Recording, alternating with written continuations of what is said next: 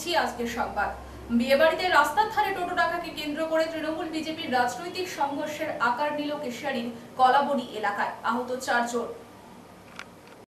বিয়েবাড়িতে রাস্তার ধারে টোটো রাখাকে কেন্দ্র করে তৃণমূল বিজেপির রাজনৈতিক সংঘর্ষের আকার নিল কেশিয়াড়ির কলাবনী এলাকায়। আহত 4 জন। পশ্চিম মেদিনীপুর জেলার কেশিয়াড়ি বিধানসভার কলাবনী এলাকায় তৃণমূল বিজেপির সংঘর্ষে আহত বিজেপির 4 কর্মী। বিজেপির এসটি সেলের জেলা সভাপতি সনাতন মান্ডি সহ আহত 4 জনের মধ্যে 2 জনকে ভর্তি করা হয়েছে বালেশ্বর হাসপাতালে। উল্লেখ্য, কেশিয়াড়ির কলাবনী গ্রামে একজনের বিয়েবাড়ি ছিল, আর সেই বিয়েবাড়িতে একটু টোটো রাখাকে কেন্দ্র করেই গোলমালের সূত্রপাত, আর যা থেকে রাজনৈতিক সংঘর্ষের আকার ধারণ করে। আহত বিজেপি কর্মীদের অভিযোগ, তৃণমূলের লোকজন বাড়ি বাড়ি এসে বিজেপি কর্মীদেরকে মারধর করেছে।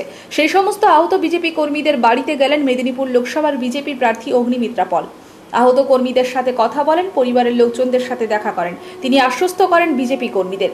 পাল্টা হুঁশিয়ারি দেন তিনি, এর শেষ দেখে ছাড়বেন। তৃণমূল ভয় পেয়েছে, তাই এই ধরনের ঘটনা ঘটিয়ে ভোটে জয়লাভের চেষ্টা করছে। গ্রামের মানুষকে ভয় দেখাচ্ছে মারধর করে, তাই তিনি শেষ দেখে ছাড়বেন। আহত বিজেপি কর্মীদের পরিবারের লোকজনের অভিযোগে তৃণমূলের লোকজন রাত্রি 1টা নাগাদ বাড়ি বাড়ি এসে বিজেপি কর্মীদেরকে মারধর করে। পুরুষ কর্মীদেরকে বাঁচাতে গিয়ে আহত হন বাড়ির মহিলারাও। পুরো বিষয়টি নিয়ে থানায় লিখিত অভিযোগ দায়ের করা হচ্ছে, জানিয়েছেন বিজেপি প্রার্থী অগ্নিমিত্রা পল। যদিও এই ঘটনা নিয়ে তৃণমূলের তরফে কোনো প্রতিক্রিয়া এখনো মেলেনি। আইনজীবী কিছু না করে আমরা দেখবো, আইনজীবী কিছু না করে আমরা দেখবো। আমাদের ছেলেদের পুরো রেগে পুরো থাক, একটু আমরা দেখছি করছে।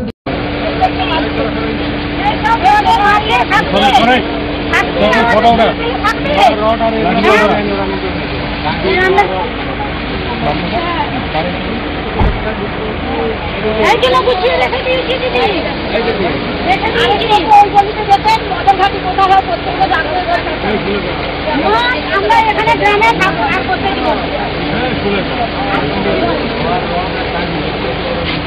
उनको वीडियो भेज देना पास में।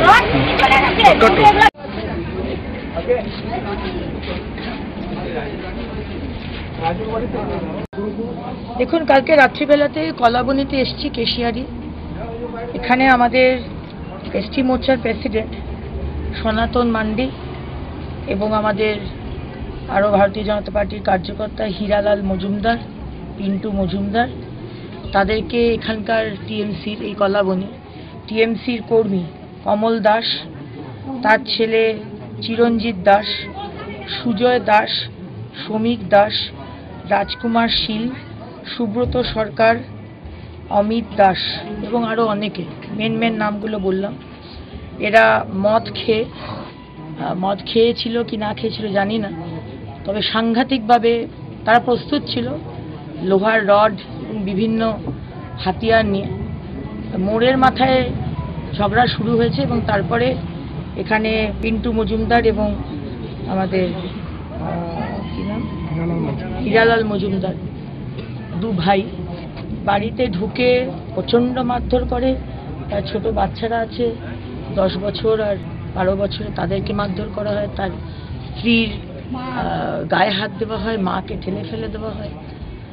এবং আজকে খুব সিরিয়াস অবস্থায় আমাদের এসটি মোর্চার প্রেসিডেন্ট সনাতন দা বালাসোর হাসপাতালে ভর্তি। তার হীরালালদার ভাই পিন্টু, সেও সকাল অবধি তার জ্ঞান আসেনি, সকাল 8টায় জ্ঞান এসছে, সেও খুব সিরিয়াস অবস্থায় আইসিইউতে ভর্তি। হীরালাল বাবু এখনই কাল সারা রাত হাসপাতালে ছিলেন, এখন মাথায় করে ব্যান্ডেজ স্টিচ করে এসেছেন। এখন আমরা কমপ্লেন জানাবো পুলিশকে, ইলেকশন কমিশনকে, কারণ যত ইলেকশন এগিয়ে আসছে তত তৃণমূলের হাড়মাদরা তারা বিজেপির কর্মীদের ওপর হামলা করছে, আক্রমণ করছে এবং প্রাণঘাতী হামলা। শুধু যে ঠেলাঠেলি বা শুধু গালাগালি তা নয়, লোহার রড দিয়ে যদি মাথার ওপর মারে তাহলে বুঝতেই পাচ্ছেন একদম প্রাণঘাতী মামলা, প্রাণ নেওয়ার জন্য হামলা করছে। বোঝাই যাচ্ছে মমতা ব্যানার্জি ভয় পেয়েছেন এবং তার এই হারমাদ বাহিনীর দ্বারা তারা লোকাল মানুষকে ভয় দেখিয়ে তারা ভোট করাতে চাইছে। তো আমরা আমাদের দিক থেকে একদম শেষ অবধি যাব, এই শেষ দেখে ছাড়বো আমরা। পরিবারের সদস্যরা বলছিলেন যে এটা বিয়েবাড়ি টোটো নিয়ে ঝামেলা, কিন্তু এখানে কোনো রাজনীতির বিষয় নেই, কয়েকজন মহিলা সদস্য বলছিলেন, কি বলবেন? বিয়েবাড়ির সামনে কোনো বিয়েবাড়ি হচ্ছিল, সেখানে একজন টোটো চালায়, সেই টোটো চালায়কে বলা হয়েছে সাইড করে দাঁড়াতে। সেই টোটো চালক ঘটনাক্রমে সে ভারতীয় জনতা পার্টির সমর্থক।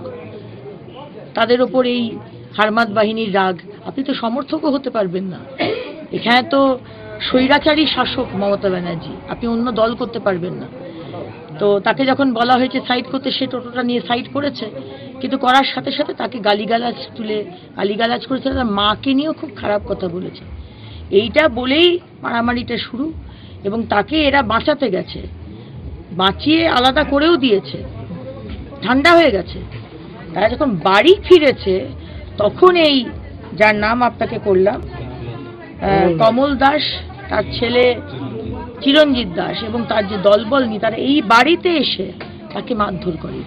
এটা হচ্ছে কি জানেন তো, মানে আমার সরকার, আমার কাছে পাওয়ার, তুমি আমার এগেইনস্টে কথা বলতে পারবে না, তুমি কোনো অন্যায়ের প্রতিবাদ করতে পারবে, এই একটা ওদের কি বলবো দাম্ভিকতা, ঔদ্ধত্য, এইটা তৃণমূলের কর্মীদের মধ্যে চলে এসছে। আর এটাই পতনের কারণ হবে। আর যখন জনগণের কষ্ট, তাদের অত্যাচার হয়, বাদদুয়া কোনোদিন নষ্ট হবে না। এদের যে অভিশাপ আর বাদদুয়া, এই মমতা ব্যানার্জির পাপের ঘোড়া পূর্ণ হয়ে এসছে, তার যাওয়ার সময় এসছে।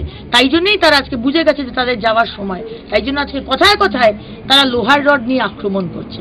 এটা তো চলতে পারে না, এটা তো পাকিস্তান নয়, এটা সুদান নয় যে আমরা এটা হতে দেব। পুলিশ আছে, প্রশাসন আছে, পুলিশ যদি এফআইআর না নেয় আমরা আদালতে যাব এবং চিফ ইলেকশন কমিশনকে আমরা কমপ্লেন করব। হাসপাস গরমে নাজেহাল অবস্থা, ভয়ঙ্কর পরিস্থিতি জেলায় জেলায়। বেলা বাড়ার সাথে সাথে ঝাড়গ্রাম জেলায় তাপমাত্রার পারদ ক্রমশ বাড়ছে, সঙ্গে বইছে লু। বুধবার 44 ডিগ্রি ছাড়িয়ে গেল ঝাড়গ্রাম জেলার তাপমাত্রা। পরিস্থিতি জেলায় জেলায়। বেলা বাড়ার সাথে সাথে ঝাড়গ্রাম জেলায় তাপমাত্রার পারদ ক্রমশ বাড়ছে, সঙ্গে বইছে লু। বুধবার 44 ডিগ্রি ছাড়িয়ে গেল ঝাড়গ্রাম জেলার তাপমাত্রা। সকাল থেকে প্রখর সূর্যের তাপ, সঙ্গে হাসপাস গরমে নাজেহাল সাধারণ মানুষ। প্রচণ্ড তাপপ্রবাহ আগামী কয়েকদিন চলবে, এমনটাই আবহাওয়া দপ্তরের পূর্বাভাস। আগামী কয়েকদিনে আরও বৃদ্ধি পাবে তাপমাত্রা। এরই মধ্যে ঝাড়গ্রাম জেলার তাপমাত্রা 46 থেকে 48 ডিগ্রি সেলসিয়াসের ঊর্ধ্বে ওঠার সম্ভাবনা। বৃষ্টির কোনো পূর্বাভাস না থাকায় সাধারণ মানুষজন চাতক পাখির মতো বৃষ্টির অপেক্ষায় রয়েছে। তাপপ্রবাহের জেরে রাস্তাঘাট ফাঁকা, নিত্য প্রয়োজনীয় কাজ ছাড়া সাধারণ মানুষজনকে সেভাবে রাস্তাঘাটে দেখা যাচ্ছে না।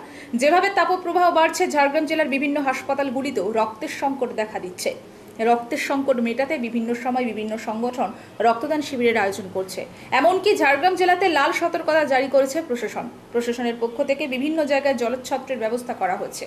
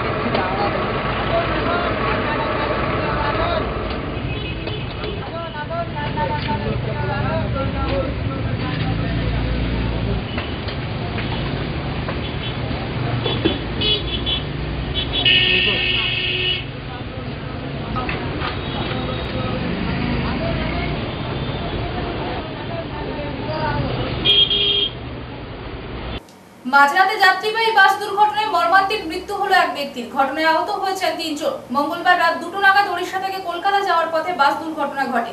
বাসের ভেতরে প্রায় 44 জন যাত্রী ছিলেন বলে জানা গিয়েছে।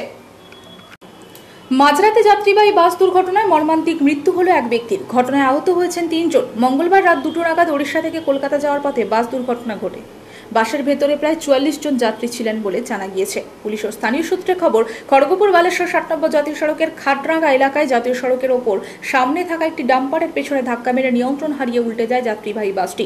খবর পেয়ে ঘটনাস্থলে পৌঁছায় খড়গপুর লোকাল থানার পুলিশ ও জাতীয় সড়ক কর্তৃপক্ষ।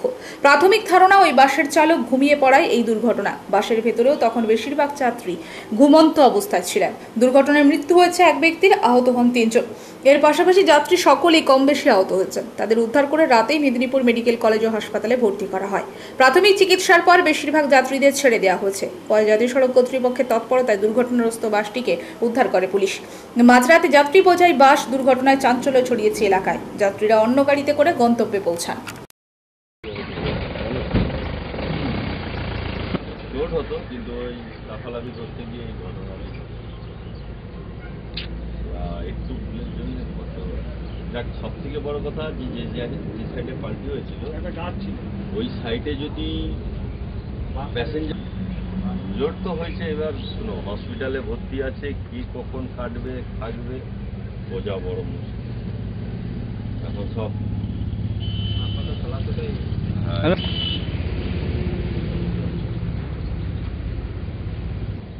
পাল্টি হয়ে গেছে। পাবলিক অনেক ক্ষতি হয়েছে না? যে থানায় গিয়ে আমাদের পেছনে মেদিনীপুরে দিত? না না, আমাদের কোলাঘাট।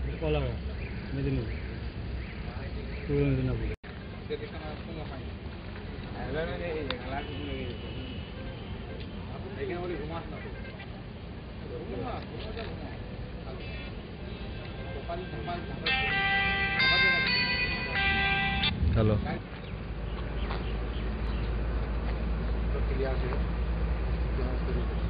মেদিনীপুর লাইভ হবে?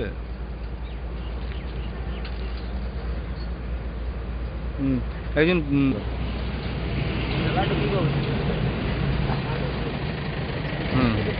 না, কতজন আছে কেউই বলতে পারছে না, রাতের অন্ধকারে হয়েছে।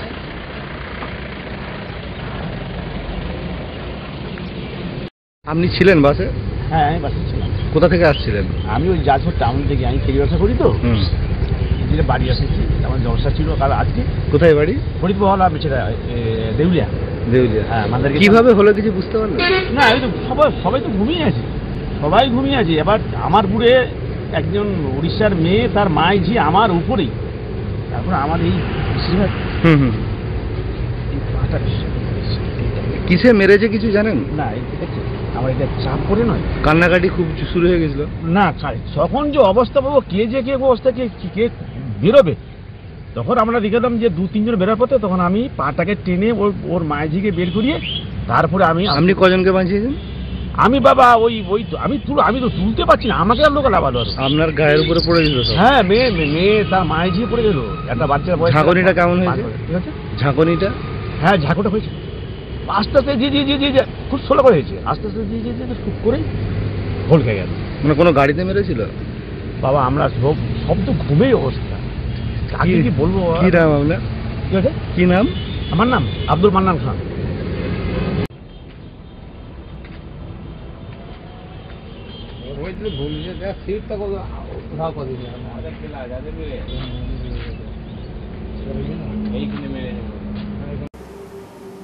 প্রচারে ঝড় তুলছেন বিজেপির প্রার্থী অগ্নিমিত্রা পল। তিনি প্রতিনিয়ত তীব্র দাবদাহকে উপেক্ষা করে এক প্রকার নিজেই চোরকির মতো সারা লোকসভা কেন্দ্রে চষে বেড়াচ্ছেন। কিন্তু তাতে তৃণমূলের প্রার্থী প্রচার করলেও সংগঠনের উপর জোর দিয়ে তিনি প্রচার সারছেন। প্রচারে ঝড় তুলছেন বিজেপি প্রার্থী অগ্নিমিত্রা পল। তিনি প্রতিনিয়ত তীব্র দাবদাহকে উপেক্ষা করে এক প্রকার নিজেই চোরকির মতো সারা লোকসভা কেন্দ্রে চষে বেড়াচ্ছেন। কিন্তু তাতে তৃণমূলের প্রার্থী প্রচার করলেও সংগঠনের উপর জোর দিয়ে তিনি প্রচার সারছেন। উল্লেখ থাকে 25 তারিখ রয়েছে মেদিনীপুর লোকসভা নির্বাচন। আর এই নির্বাচনে বিজেপি তার নিজের আসন ধরে রাখতে মরিয়া। অপরদিকে তৃণমূলের জুন মালিয়া প্রথম থেকে প্রচার শুরু করলেও দলের মধ্যে ক্ষোভ বিক্ষোভ এখনো দূর করতে না পারায় বহু বিধানসভায় তৃণমূলের প্রচারে দ্বন্দ্ব প্রখর হচ্ছে। বিশেষ করে তৃণমূলের একাংশ চাইছে জুন মালিয়া যাতে কোনোভাবে জয়ী হতে না পারে, তার চেষ্টা চালিয়ে যাচ্ছেন। আর তা প্রতিহত করার চেষ্টা করলেও কতটা পারবেন সেই নিয়ে নানা প্রশ্ন দেখা দিয়েছে। বুধবার তীব্র দাবদাহকে উপেক্ষা করে লোকাল ট্রেনে উঠে জনসংযোগ প্রচার করলেন বিজেপি প্রার্থী অগ্নিমিত্রা পল। এই দিন খড়গপুর থেকে ট্রেনে উঠে তিনি আঙ্গুয়া স্টেশনে নামেন। সেখান থেকে তিনি সোনাকুনিয়া হাটে জনসংযোগ করেন। পরে তিনি কেশিয়াড়ির কলাবনীতে আসেন। মাথার উপর 45 ডিগ্রি তাপমাত্রাকে উপেক্ষা করে প্রচারে জোর দিয়েছে অগ্নিমিত্রা। তিনি বলেন, এই লড়াই হয় বাঁচা মরার লড়াই, তাই এই লড়াইয়ে আমাকে জয়ী হতে হবে। তবে দিলীপ ঘোষ প্রার্থী হলে যেভাবে বিজেপি নেতা কর্মীদের ভিড় করতে দেখা যেত, সেভাবে এই প্রার্থীর কাছে নেই কর্মীরা। তবে কর্মী না থাকলেও তিনি সকাল থেকে রাত্রি 11টা পর্যন্ত তার কর্মসূচি চালিয়ে যাচ্ছেন একাই।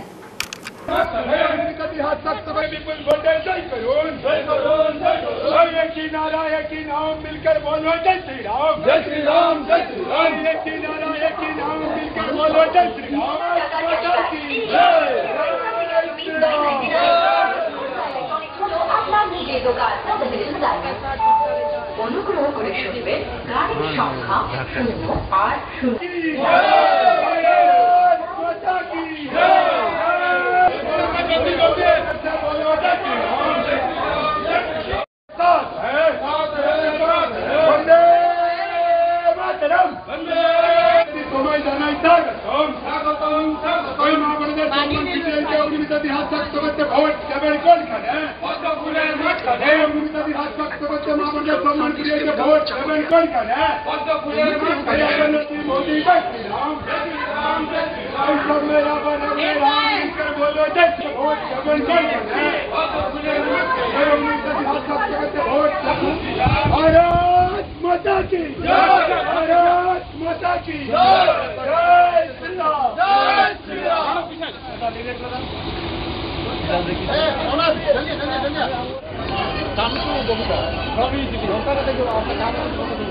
একটু বাইট টাইট করে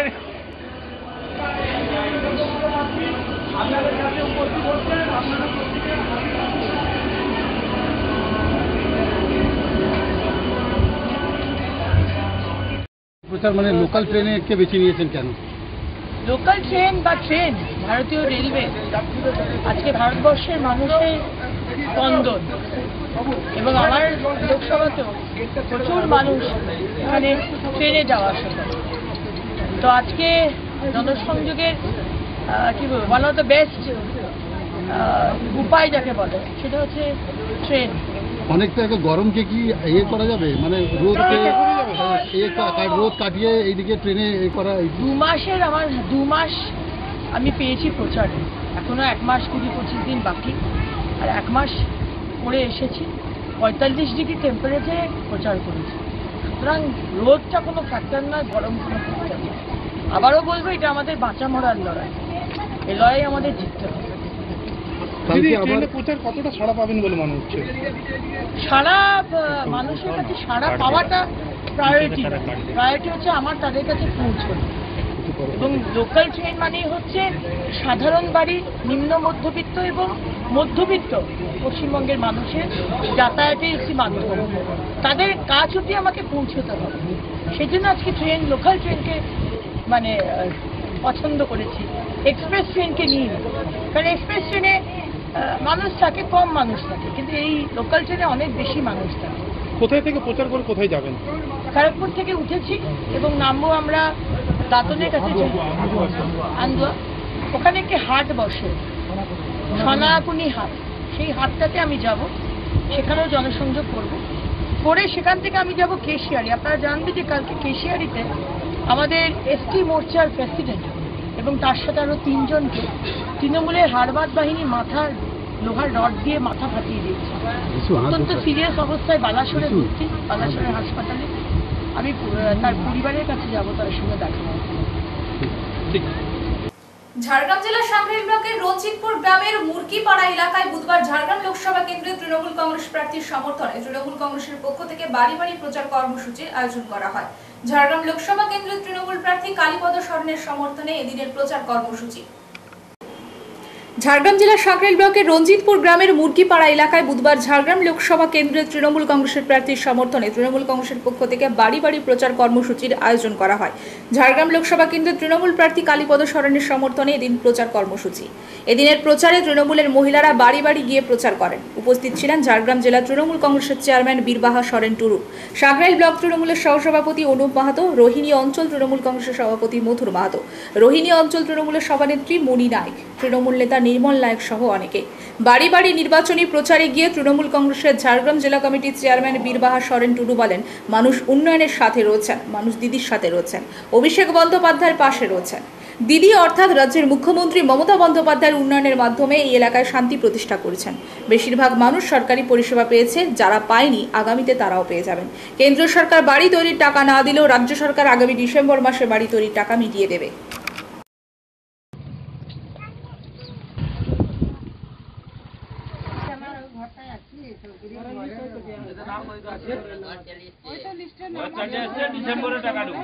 আপনারা সবাই মুখ্যমন্ত্রীর সঙ্গে থাকবেন। সকাল সকালকে যেহেতু প্রচুর আমরা 3000 টাকা করে দেবো, ঠিক আছে, কিন্তু সে যে সমস্ত রাজ্যে তো আরো বেশি তারা দিয়ে, বেশিরভাগ রাজ্যে তো আমরা বিজেপি ক্ষমতায় আছি, তাদেরকে জিজ্ঞেস করো না, প্রশ্ন করো না, সেখানে দেননি কেন? আগে সবাই দেখো কোন গ্রামের কোন লোকের বাকি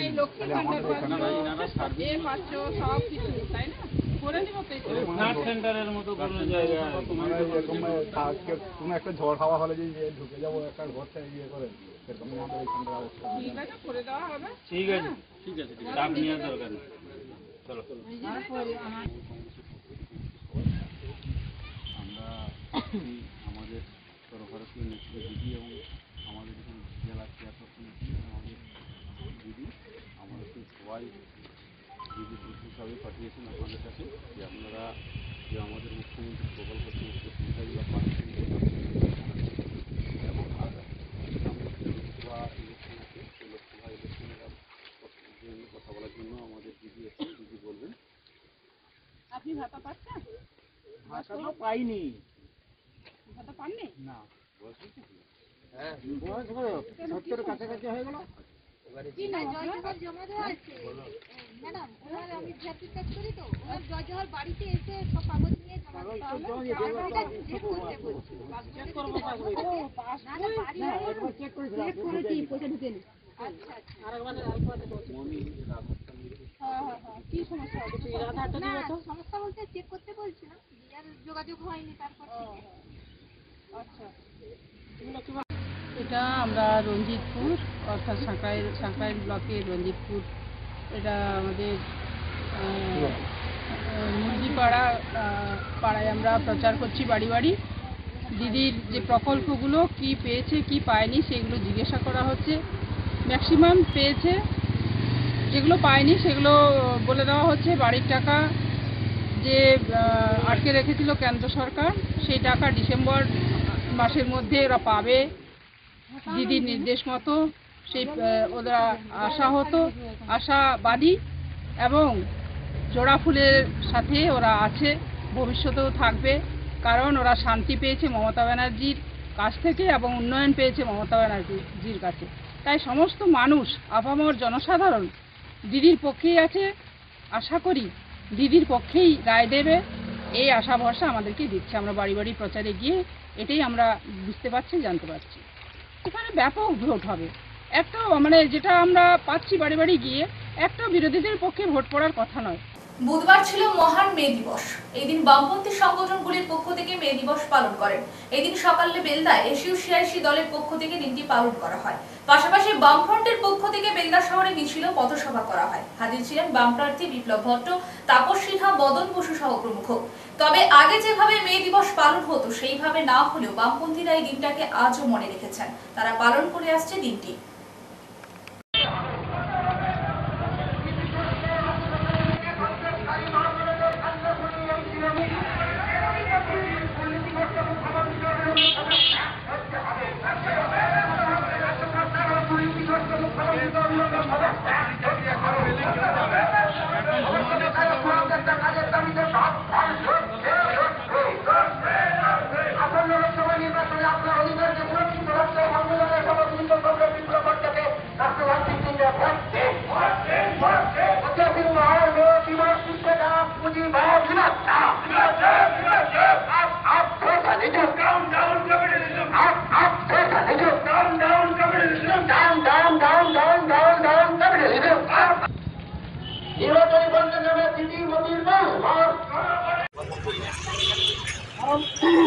মে দিবস জিন্দাবাদ, ঐতিহাসিক মে দিবস জিন্দাবাদ, মহান মে দিবস দিচ্ছে ডাক বিবাদ সাম্রাজ্যবাদ বিবাদ এই চরণে আপন মরণের শ্রমজীবী মানুষের উপর আক্রমণ বন্ধ করো, শ্রমিকদের উপর আক্রমণ বন্ধ করো, মহান মে দিবস দিচ্ছে ডাক বিবাদ সাম্রাজ্যবাদ বিবাদ বিরোধী সমাজতান্ত্রিক বিপ্লব জিন্দাবাদ, ঐতিহাসিক মে দিবস জিন্দাবাদ, ঐতিহাসিক মে দিবস দিচ্ছে ডাক বিবাদ সাম্রাজ্যবাদ বিবাদ।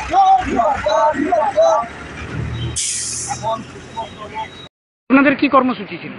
আজকে 1 মে দিবস, ঐতিহাসিক মে দিবস।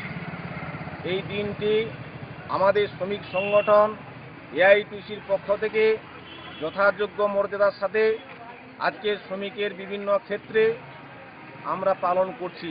বেল্লা বাস স্ট্যান্ডে আমাদের শ্রমিক সংগঠন এআইটিউসি অনুমোদিত সারা বাংলা ই রিক্সা টোটো চালক ইউনিয়ন, সারা বাংলা মোটর ভ্যান চালক ইউনিয়ন নেতৃবৃন্দ আমরা শহীদ বেদিতে মাল্যদান করলাম।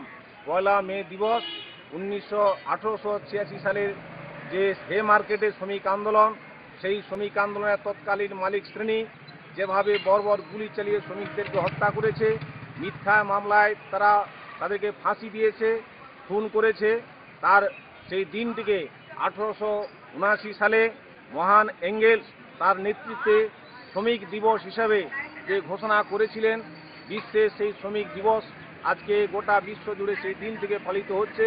এই দিনটিকে আমরা যথাযোগ্য মর্যাদার সাথে পালন করলাম। কি দাবি তুলছেন?